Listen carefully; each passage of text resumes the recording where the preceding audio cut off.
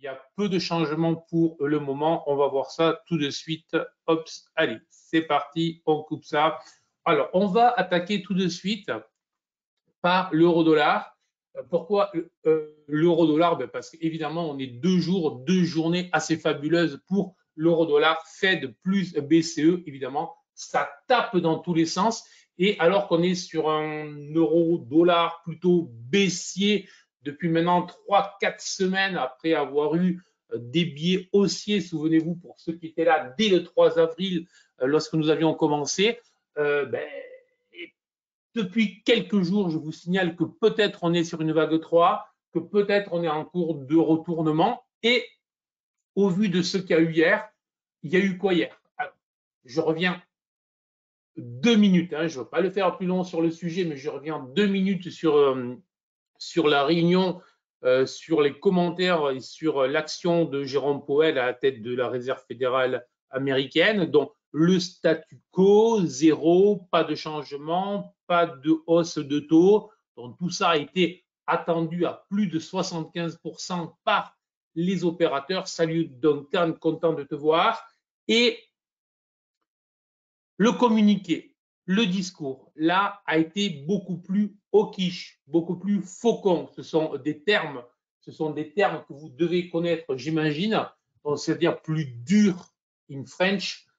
Ça veut dire quoi? Ça veut dire beaucoup moins market friendly, du moins pour les actions, en annonçant plus ou moins qu'il y aurait, OK, jusque-là, on fait pause, mais probablement 2 nouvelles hausses de taux d'ici la fin de l'année et des inquiétudes renouvelées sur le fait que l'inflation était plus haute que prévu, même si ça bougeait bien, plus haute que prévu, notamment sur la core inflation.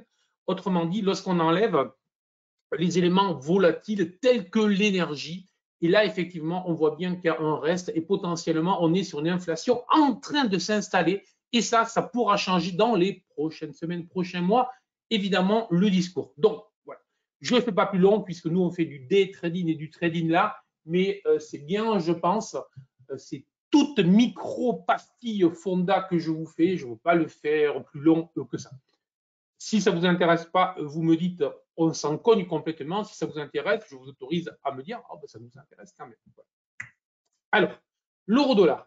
Alors, sur le plan technique, évidemment, on va surveiller ça et évidemment, on n'oublie pas BCE cet après-midi. Donc, ça peut bouger, ça peut secouer cet après-midi sur l'euro-dollar, bien évidemment. Mais sur le plan technique, depuis maintenant plusieurs journées, comme dirait l'autre. Merci, salut Bertrand. Merci Bruno, merci Agathe. Depuis maintenant plusieurs journées, je suis plutôt haussier euro-dollar. Ma limite 1,0725. Je considère que tant que l'euro-dollar est au-dessus des 1,0725, sans pour le moment de cible, je n'ai pas de cible en disant on va aller jusqu'à, voilà, mais je vous donnais 1,09, etc.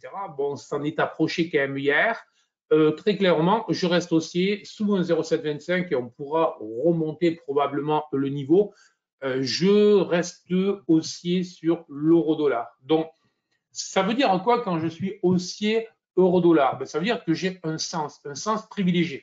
Ça ne veut pas nécessairement dire que je vais travailler que dans ce sens.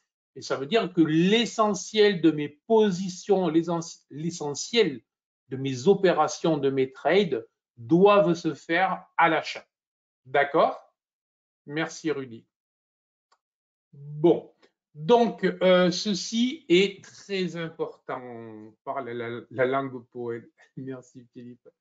Donc ceci est très important et tout simplement, vous devriez avoir là un niveau. Moi, il y en a un qui me saute aux yeux parce qu'il est trop gros, trop flagrant, trop puissant, trop fort. Voilà, c'est celui-là. On a bien cette zone-là. Donc, on voit bien qu'en intraday pur, on pourra même remonter désormais 1,0790, 1,0787. C'est vraiment une zone d'achat très claire pour la journée, incontestablement. Donc, toujours haussier euro-dollar. deux niveaux que j'affirme sur lesquels je pourrais travailler à l'achat 1,0790, 1,0725. Entre 1,0790 et 1,0725, je neutraliserai un petit peu, puisque là, potentiellement, il y aurait une glissade justement jusqu'à 1,0725. Voilà, mais vraiment, grosse zone d'achat. Et tant que je suis au-dessus, tous les signaux acheteurs que l'on peut avoir, ça peut être des chandeliers, ça peut être des indicateurs, ça peut être tout un tas de choses en fonction de la manière dont vous travaillez, biais acheteur principalement. Alors attention, on le voit bien, hier je vous parlais bien de ce biais acheteur, ça ne veut pas dire, on est bien là, que les choses soient claires, on est bien là en day trading scalping, c'est-à-dire que je ne m'assois pas sur les positions durant 3 jours, je m'assois sur les positions quelques minutes, quelques secondes des fois, quelques dizaines de minutes maximum. Autrement dit, j'ai des signaux, typiquement là, j'ai tout qui repasse au vert sur mes indicateurs. Je ne vais pas rester jusqu'en haut et je ne vais pas attendre que tout se retourne, bien évidemment. J'espère que c'est clair. Est-ce que c'est clair ou pas?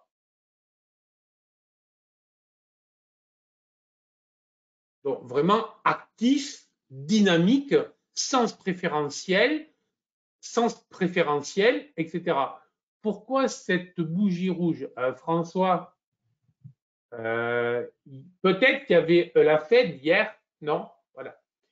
Et lorsque Jérôme Powell annonce 2 hausses de taux, donc il est plus hawkish, comme je vous ai dit, plus faucon, plus dur, moins market friendly, du coup, l'euro-dollar, enfin le dollar en l'occurrence, est plus acheté parce que le ton est plus hawkish. Et si le dollar est plus acheté, l'euro-dollar baisse. Tout ça est de la mécanique des fluides de base. Là aussi, je pense que tout le monde comprend. Si des fois il faut que j'aille plus lentement, n'hésitez pas, je peux aller plus lentement. Donc, quand tu dis je ne vais pas rester jusqu'en haut, comment sais-tu ce qui est au haut? Alors ça, Edmond, alors très typiquement, là on est dans des stratégies de trading. Donc, ma règle, moi, c'est de prendre des bénéfices au fur et à mesure. Donc, je ne me pose aucune question. Je trade. Je ne suis pas là pour faire croire que je rentre en bas, d'accord, et que je sors en haut, d'accord. Voilà.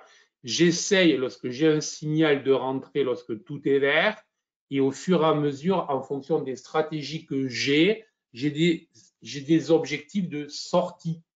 Voilà, monsieur Edmond, comment ça se passe. Tu ne retiens pas le niveau 1,0885, 1,0800.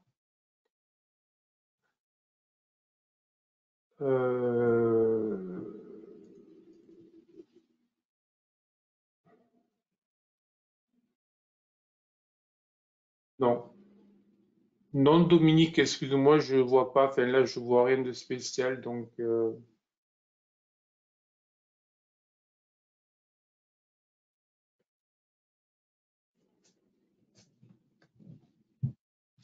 rien de spécial. Allez. Le pétrole. Hier, je vous proposais un plan sur le pétrole qui consistait à vous faire remarquer que le pétrole était toujours dans une tendance baissière indiquée clairement par le BSI long terme. Je vous faisais aussi remarquer qu'on était sur des zones où les résistances support étaient très bien marquées. Et la conclusion de cette analyse très rapide était que, donc, si on tape une résistance, si on va chercher une résistance, il faudra chercher des signaux baissiers. Ben, que s'est-il passé? On va dire les choses clairement. On est venu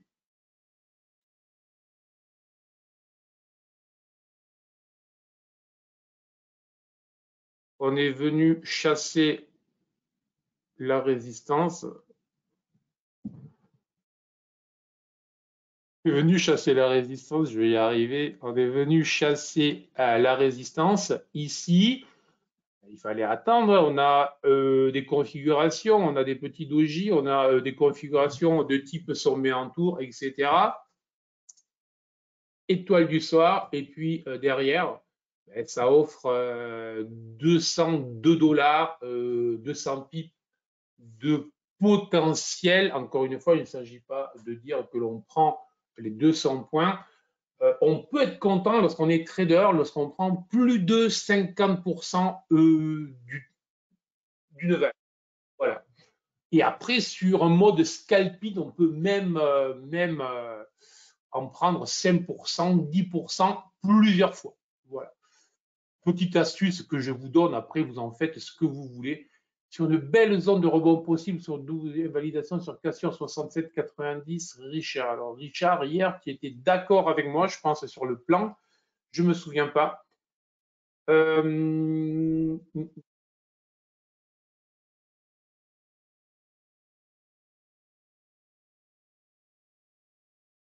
Écoute, moi, à l'instant T, là, à l'instant où l'on parle, j'ai un petit signal acheteur. Donc, il faudra voir comment se termine le chandelier en cours, la bougie en cours, là. Mais j'ai un petit signal, fausse cassure baissière, je rebondis, j'achète, etc. Donc, c'est à surveiller. Nouveau test, effectivement, des 68 à surveiller. Mode scalping, hein, puisque sinon, effectivement, ma préférence est claire, attendre vraiment, aller chercher sous les 67. Il faut savoir dire des fois, je rate un trade, je ne prends pas le trade. On peut travailler sur suffisamment de marchés, on n'est pas obligé de sauter sur tout ce qui bouge. Mieux vaut se focaliser sur les bonnes opportunités, puisque le pétrole réagit bien à ces niveaux-là. Pourquoi est-ce que j'irais trouver des niveaux intermédiaires? C'est mon idée. Oui, pour un objectif de retour, je veux bien, mais là, sur cette UT-là, je te dis ce que je pense. Peut-être que le mouvement en cours vient de nous faire un point bas, c'est une possibilité. Alors, l'or.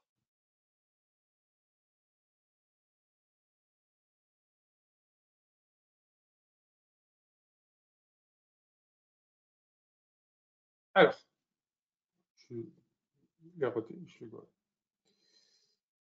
L'autre. À en avoir d'autres qui traînent. Donc, l'or ben, reste aussi marqué par ses niveaux, mais je trouve beaucoup moins précis. Alors, on passe vraiment sous les supports. On vient de faire un pullback vraiment sur ce niveau des 1939 qui a été vendu. Alors, je ne sais pas du tout. Je sais pas du tout.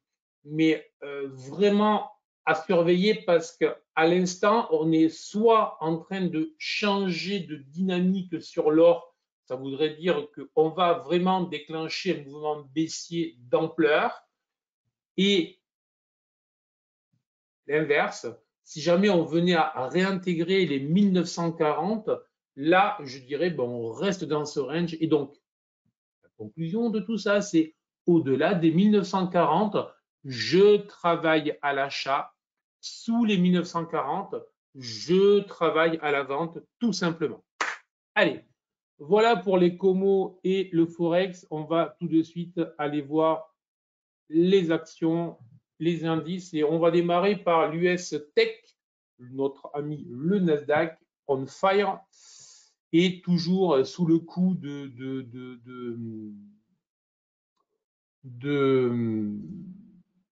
l'intelligence artificielle qui le propulse à des niveaux qui rajeunissent tous les traders qui étaient là déjà il y a 23 ans. Donc, tout ça est très beau, pardon, tout ça est très propre et tout ça est très efficace, puisqu'on voit bien que, alors, on n'est plus dans une dynamique puissante. Hein. Évidemment, on commence à ralentir tout ça. Tout le monde se rend compte quand même que les prix payés commencent à être élevés, et etc. Mais ça continue à monter, et ce qui m'intéresse, c'est surtout de vous faire remarquer un truc, c'est que, enfin, un point technique très important, et notamment avec GTS, c'est que depuis maintenant plusieurs journées, on n'a même pas eu le BSI moyen terme qui est devenu rouge. Alors ça, c'est un signal d'une puissance assez colossale qui indique que même pas peur, quoi qu'il arrive, la preuve hier, Fed, ça baisse, achète, no question, parce que je rebondis toujours. Alors, soyons clairs, à un moment ou à un autre, le BSI moyen terme deviendra rouge et la tendance ralentira, s'aplatira ou se retournera. Ça, c'est évidemment, c'est une évidence. Mais c'est un puissant signal. Alors, c'est soit j'ai peur, je me tétanise, je fais rien et j'attends je ne sais quoi, qu'il pleuve, qu'il fasse soleil, soit j'agis. Et lorsqu'on est trader, on agit. Et là, typiquement, ce type de signal, on est long only. Long only, ce n'est pas pour rien que je vous répète depuis maintenant, c'est-à-dire journée, mais on est maintenant en semaine, ça doit faire 2-3 semaines. Non, ça fait plus que ça même. Je ne sais plus, ça fait très longtemps, depuis début mai, je pense. Long only sur le Nasdaq. Et même quand je vous ai dit que potentiellement il était topi, je vous ai dit attention, surtout jamais en face le Nasdaq. Vous voyez, et heureusement que je ne me suis pas amusé à vous bâtir des positions short là-dessus parce que, évidemment, ça fait très très mal là où je pense. Donc, évitons tout ça. Mais maintenant, le signal, il est clair. Déjà, lorsqu'on aura un premier BSI moyen terme, ça sera un premier signal de latéralisation. Si vous ne l'avez pas, on va se baser sur les niveaux. Et les niveaux que l'on va surveiller sont relativement simples. On va remonter celui-là, là, et on va considérer que toute cette zone-là, donc, 14 765, 14 793 est une zone support cruciale. Si c'est enfoncé, là, on aura une alerte sur le Nasdaq. Donc, je ne dis pas qu'il faudra retourner, je dis juste qu'il faudra se montrer moins agressif à l'achat. Voilà. Alors, puisque je vous avais fait des propos liminaires sur la Fed, on peut continuer parce que c'est la seule chose qui nous intéresse. Quid pour nos indices, quid pour notre trading? Eh ben quoi? C'est simple. Fed, lorsqu'on a un peu de métier, on sait que c'est comme la pub qui se coule. Ça peut déclencher en 2 temps, voire mieux que l'effet qui se coule en 3 temps. Autrement dit, on peut avoir une première réaction positive ou négative. En l'occurrence, on va voir qu'elle a été et positive et négative selon les marchés. Et on peut, après, derrière, réflexion, parce qu'en fait, les premières réactions sont plutôt faites par des algos, par des robots. Parce que, voilà, le soir, les investisseurs, etc., ils ne vont pas ajuster leur position. Le soir, je parle l'après-midi aux US, mais ils ne vont pas ajuster fortement eux leur position. Puis après, ils ont la nuit, ils réfléchissent, etc. Souvent, il y a des prises de position un jour ou 2 ou 3 après des membres de la Réserve fédérale qui, depuis quelques journées, n'avaient plus le droit de communiquer. Jérôme Powell, en principe, prend la parole. Et là, des fois, il y a des ajustements. Vous voyez, il a senti, il n'a pas eu dans la réaction du marché ce qu'il voulait, donc il peut. Voilà. Donc ça, c'est vraiment ce qu'il faut surveiller. Donc, pour moi, on reste aussi, pour ceux qui travaillent avec GTS, ça sera plus efficace, mais c'est vraiment un BSI moyen terme rouge, premier signal en alerte corrective, je ne parle pas de retournement. Et pour les autres, un niveau clé. Un niveau clé, c'est moins souple, moins efficace, mais tant qu'on reste au-dessus, moi je considère que mon biais reste haussier principalement. Maintenant, attention, on multiplie les écarts, on multiplie l'urgence, évidemment. En 2000, avec Internet et les startups aussi, c'était le grand beau temps. N'est-on pas en train de vivre la même chose avec l'IA? Oui, Robert, c'est ce que je raconte souvent. J'ai fait l'autre jour une interview, je le fais vite.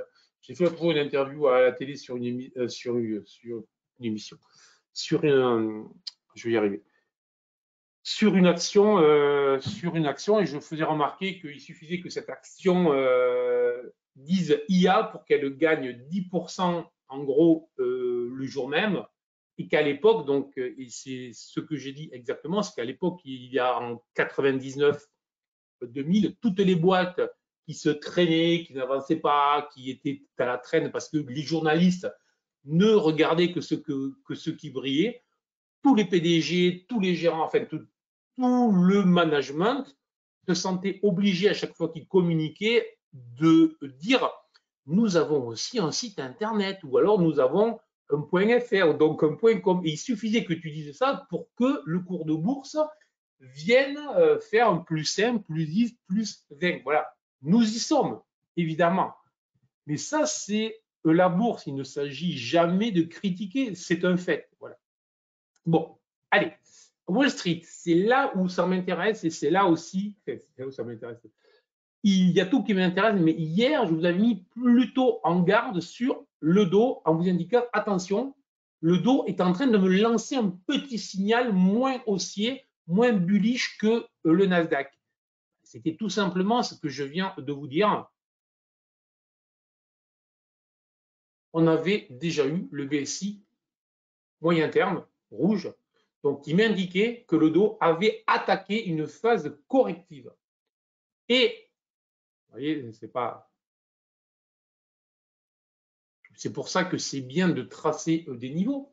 Et ce niveau sur les 33 840 points, d'accord, était le niveau qu'il fallait franchir. Ben, que s'est-il passé? Pardon, phase corrective en 3 temps, hein, que l'on voit bien A, B, C, 3 temps. On vient taper même sous ce niveau et ce niveau reste un point d'achat. Donc, phase corrective, point d'achat. Jusque-là, c'est clair. La question maintenant qui se pose, c'est est-ce qu'on va redémarrer clôture au-dessus des 34 000, 34 020 et là, effectivement, on pourrait redéclencher un signal acheteur et donc espérer retrouver les hauts. Voilà la stratégie, voilà le signal qu'il faut surveiller pour les prochaines heures.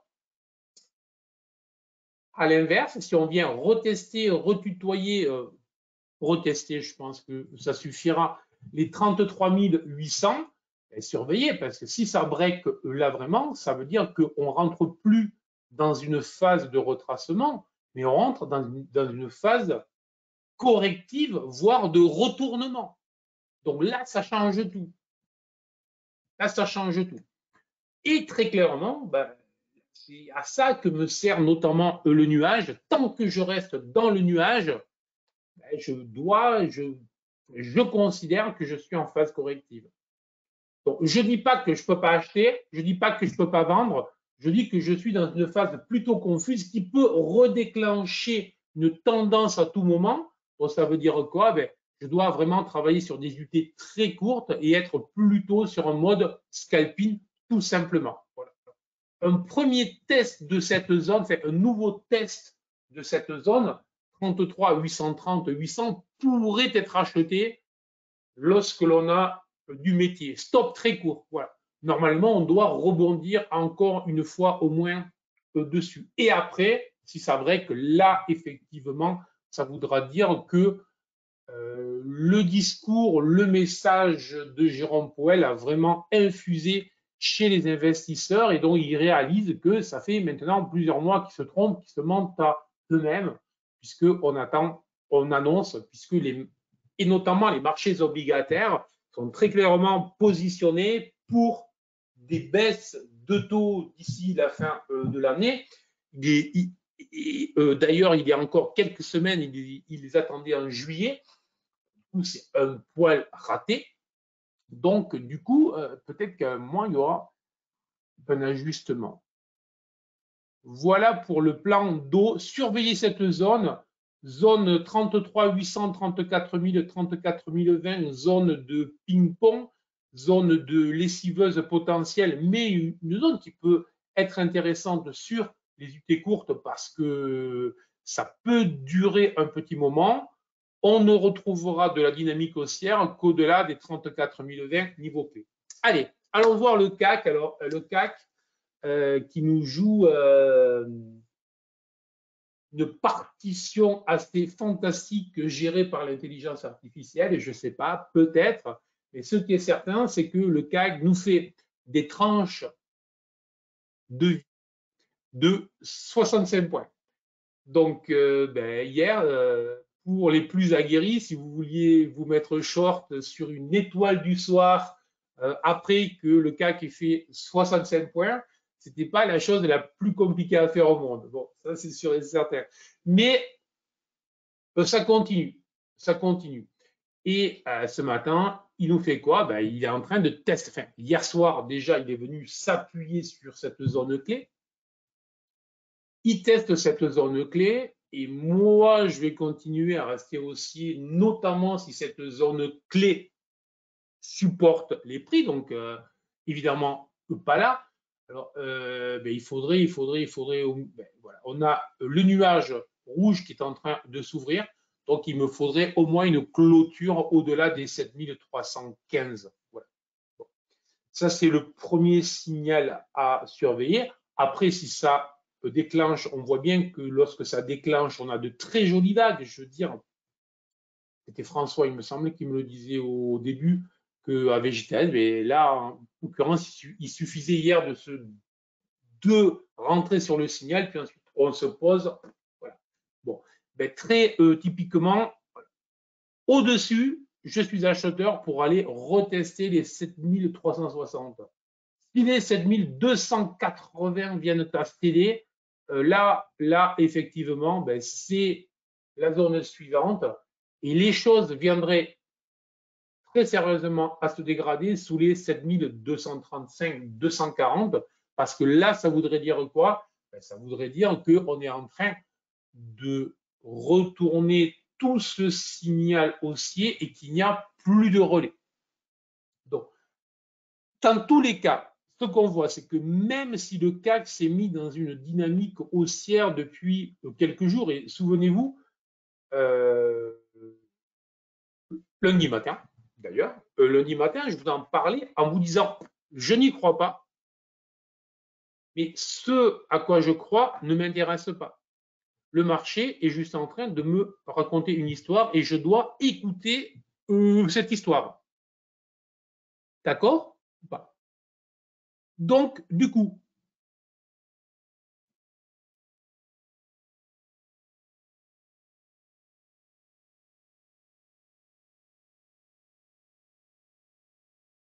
est-ce que là, il faut que je continue à croire à la hausse ou à je ne sais quoi? Non. En fait, je ne crois ni à la hausse ni à la baisse. Ce à quoi je crois, c'est juste et uniquement ça, c'est uniquement le fait qu'on est sur un marché qui va me faire, je vais essayer de...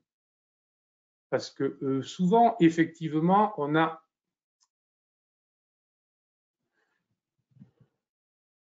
Là, on était sur un range. D'accord? Je pense que c'est clair. Là, on est sur une dynamique haussière où on a des vagues haussières plus longues que les vagues baissières. Mais la taille des vagues baissières est quand même suffisamment ample. On n'est pas sur une dynamique haussière puissante. On est sur ce que j'appelle, on est sur une dynamique haussière, mais on peut sans aucun problème travailler les deux sens dès lors que le marché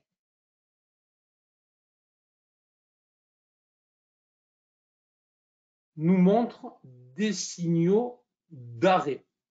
Voilà. Donc, biais préférentiel, je reste à l'achat, mais je reste à l'achat sur support. Et dès lors qu'on commence à s'éloigner, je regarde si j'ai des signaux qui sont contraires.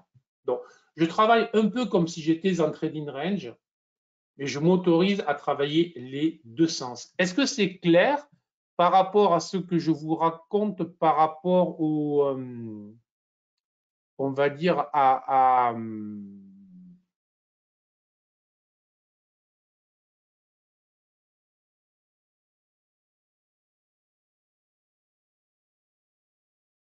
Nasdaq, où là, sur le Nasdaq, lorsque je vous en parle, lorsque je vous parle du Nasdaq, je vous dis c'est haussier, le sens est clair et je travaille que ce sens-là.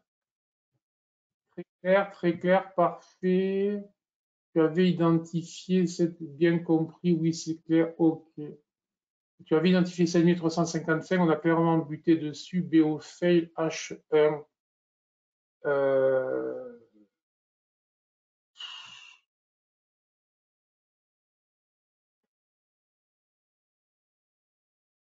C'est une possibilité, Thierry, mais si tu veux, on a aujourd'hui BCE, on a demain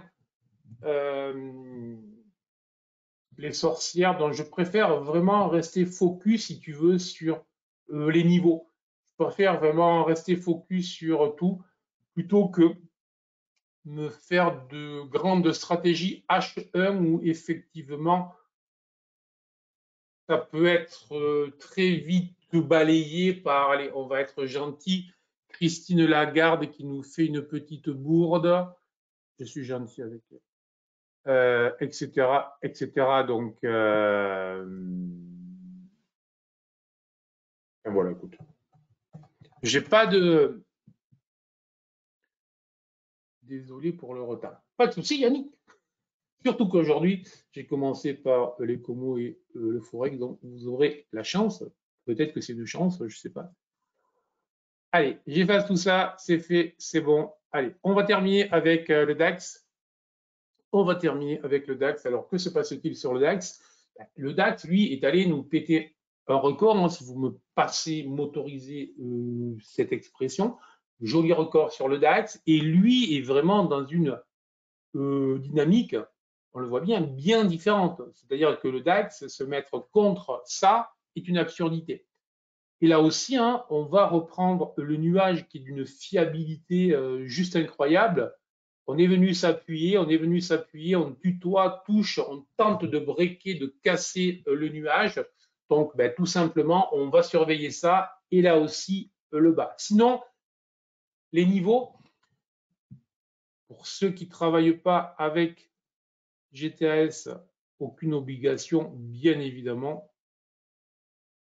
Chacun fait ce qu'il veut. Et l'important, surtout, c'est que ça paye et que ça marche. Donc, je vais y arriver. Voilà. 16 220 qui correspond au dernier haut, c'est pas trop mal. Il faut élargir cette zone. Et on va l'élargir jusqu'à 16 180. Donc, c'est une zone relativement large, d'accord, mais justifiée au vu.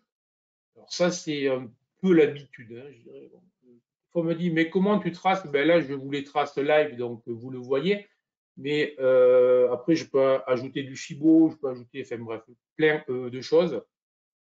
Mais là, on est sur une zone 16 180, 16 220, zone d'achat probable possible pour le DAX. Attention, BCE cet après-midi, donc il ne s'agit pas d'acheter à 13h30 en disant tiens, je suis à 16 180, je vais acheter. Ouais, parce que si jamais Christine nous faisait une petite bourde comme elle les aime tant, peut-être que les marchés, alors soit peut-être qu'ils flamberaient, soit peut-être qu'ils iraient mal. Voilà, donc méfiance quand même lorsque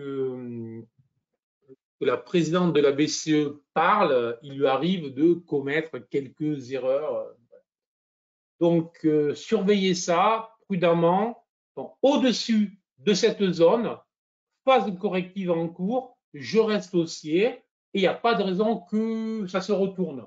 Dans cette zone, franchement, mode scalping, micro-scalping, tac, tac, tac, tac, je sors parce que ça devrait être un combat de chiffonnier. Sous les 16 180, attention là, je pourrais me montrer beaucoup moins complaisant que sur les marchés US. Autrement dit, je pourrais considérer là que le DAX s'est énervé, s'est emballé et qu'il va corriger et donc un potentiel assez puissant, aller chercher les 16 020, 16 000 serait une forte probabilité, donc autrement dit, possibilité de se montrer short agressif sous ce niveau-là. Voilà. Donc là, je suis dans une anticipation et vous voyez comment je gère quand même de manière bien différente chaque indice. Hein, je ne suis pas en train de vous dire OK, support, je fais ça, donc c'est haussier, tu fais ça. Voilà. Parce que si c'est ça, honnêtement, en 3 minutes, je vous ferai une matinale. Soit avec GTL, je vous dirai, bon, vu que tout est vert, il faut acheter, les gars et les filles. Allez, hop, au suivant. Celui-là, c'est rouge. Donc là, voilà. Vous voyez, c'est un poil plus subtil que ça. Donc, essayez toujours d'être dans la subtilité. Le trader est un subtil. Retenez-la, celle-là. Donc, sinon, des questions ou pas sur ce qu'on a vu aujourd'hui, les indices, Forex, Como, et tout bon. Non.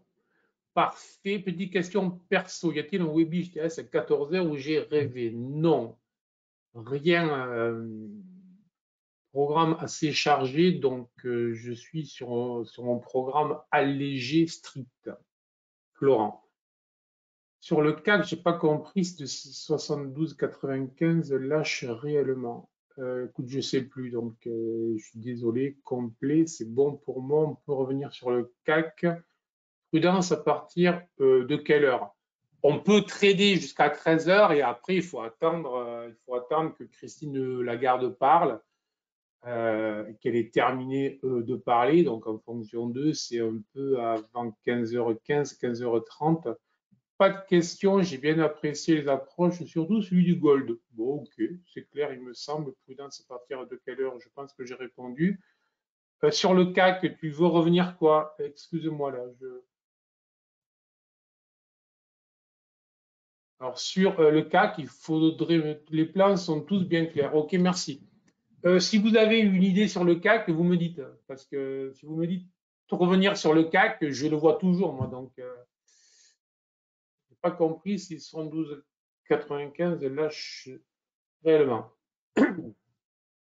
Pour moi, le CAC, nos problèmes, pour le moment, on est sur une dynamique haussière. Les niveaux sont marqués. Il est sur un support. Niveau d'achat potentiel. Mais comme ça ne pousse pas beaucoup, comme ça reste poussif, à moins que Christine Lagarde nous sorte un lapin doré de son chapeau magique, la probabilité que l'on s'enflamme très fortement et très faible. Donc, du coup, je dois raisonner en range. Donc, l'idée, si on casse ce niveau-là, je vais aller sur le niveau suivant. Tout simplement, voilà, je raisonne en range, mais en range dynamique. 16 114. 16 114. Là, au milieu, que tu me dis, hein. Merci, je n'avais pas compris, c'est l'âge.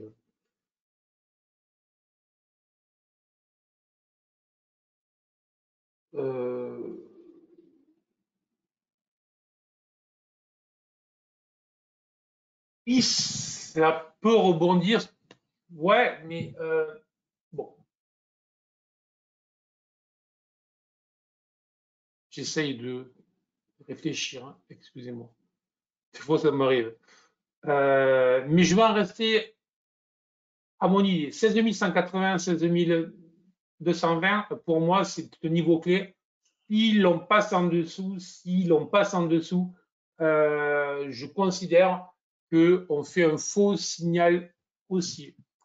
Donc, je regarde vers le bas et en fait, lorsque je dis 16 000, je regarderai beaucoup plus bas. Mais là, je suis en des trading. Donc, voilà, j'essaye toujours de surfer entre les écueils de ne pas vous perturber. Jusqu'où peut monter le DAX? Aucune idée. Je n'ai jamais... Enfin, je mens. Le DAX, ça y est, je mens. Le DAX nous a déclenché un signal qui pourrait l'amener sur les 16 550, 16 600 points. Cible objective normale. DAX cash, futur, pour ceux qui font le futur. Faites-moi penser à vous refaire un peu de futur la semaine prochaine. Surtout qu'on va changer d'échéance. Il y a 120 points d'écart entre le cash et le futur. Hein. D'accord? C'est ouais, 120, 130 points d'écart. Que penses-tu de Fibonacci? J'en pense beaucoup de bien, je l'utilise beaucoup. Après, il faut savoir l'utiliser, les outils, attention à comment vous les utilisez. C'est bon? Ok, ça marche. Allez, roulement de tambour. Je blague. Ne roulons pas les tambours.